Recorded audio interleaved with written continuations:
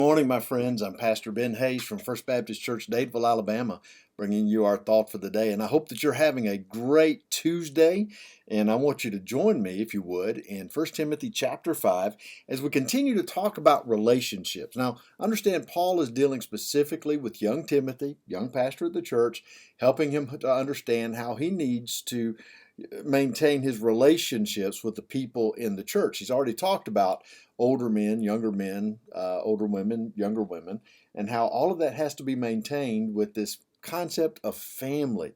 Brothers and sisters, mothers and fathers, have that respect for one another. And that's one of the things that we need to recognize today in our culture is that no matter who you are, we need to understand this concept of respect. Now, I know there's some people out there who probably don't deserve our respect, but we ought to treat everyone with love and kindness and help them to see the love of Christ shining through us. And even those that are angry and mean and hurt us, we need to respond to them like Jesus did and make sure that's a part of who we are. But as we deal with relationships in the church, sometimes it gets a little tricky because sometimes people tend to take advantage of those kinds of relationships. You understand what I'm talking about? Well, let's look at what he says here in 1 Timothy 5, verse 3.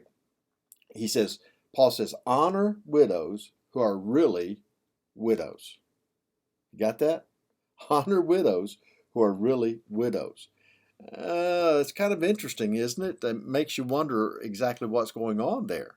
Maybe some of these are not really widows. Maybe they're just pretending to be widows, looking for a handout from the church. So there has to be some discernment, some wisdom that goes along in that. But he says, but if any widow has children or grandchildren, let them first learn to show piety at home and to repay their parents, for this is good and acceptable before God.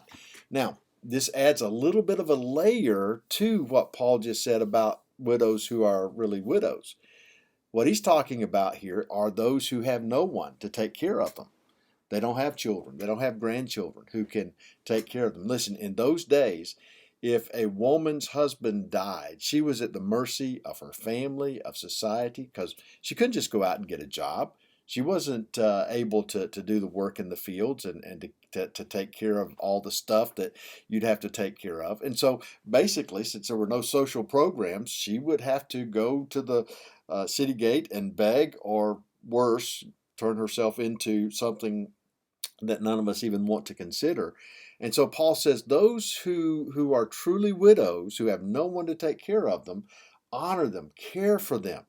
But for those who have children and grandchildren, their children and grandchildren should take care of them. By the way, if the church could understand the social welfare program, and I'm using that term in a different sense than what most people do, but taking care of the needs of our widows and orphans and elderly, if we could understand what the church was called to do, and if we would do that once again, it would go a long way into changing the nation that we have today. But instead, we gave all of that responsibility over to the government, and now look at the mess they've made of things.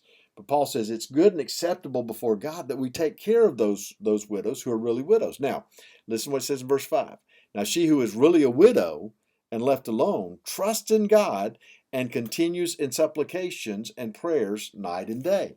So now he's adding another layer to this, because not only are they really widows, by that meaning that they have no one to take care of them, but now they're committed Christians who take their time to pray night and day. They are focused on the things of God. Listen, Paul says, take care of them.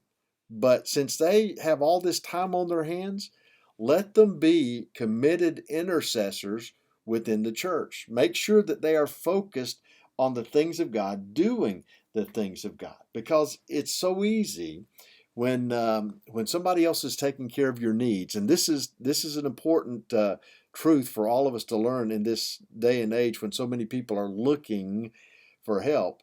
We have to be wise, because if we're not, we will end up enabling them to do things that they shouldn't be doing.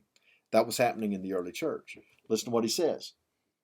But she who lives in pleasure is dead while she lives, In other words, there were possibly some who were taking advantage of the church and allowing the church to take care of all of their needs and give them food and clothing and shelter.